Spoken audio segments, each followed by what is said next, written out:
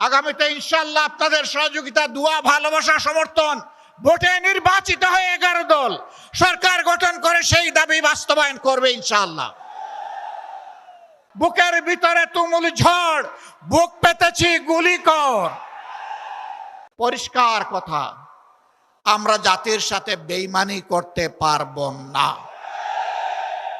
নির্বাচনের আগে জাগো বাহে তিস্তা বাঁচাও এই আন্দোলন করেছে, কিন্তু তিস্তা নিয়ে এই বাজেটে 10 টাকারও কোনো অ্যালোকেশন নেই।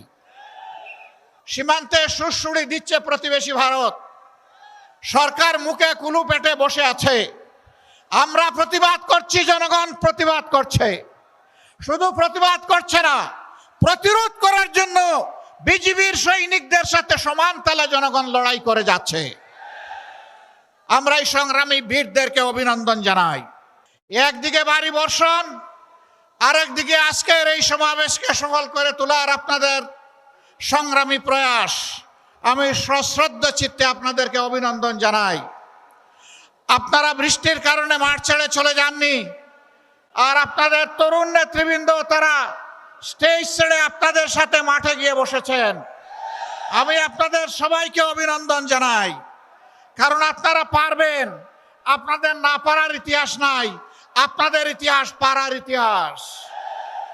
জুলাই অভ্যুত্থানের অন্যতম মহানায়ক আবু সাইদ আপনাদের সন্তান। বৃষ্টি কিসের, গুলি বৃষ্টি কিতে সে পাত্তা দেয়নি।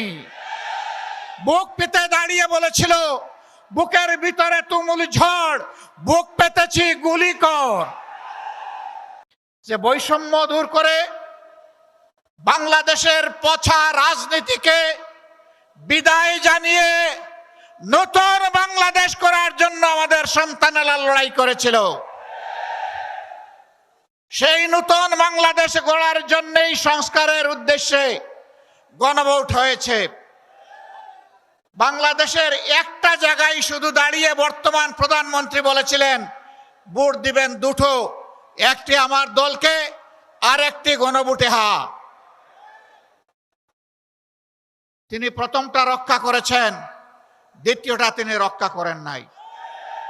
আজকে আপনাদেরকে কথা দিচ্ছি, আমাদেরকে বিভিন্নভাবে এই গণভোট বাস্তবায়নের দাবি থেকে সরিয়ে নেওয়ার জন্য অনেক কথা বলা হচ্ছে।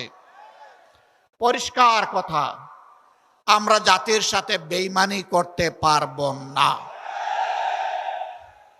জাতিকে আমরা কথা দিয়েছি, লড়াই আমরা করে যাব। গণভোট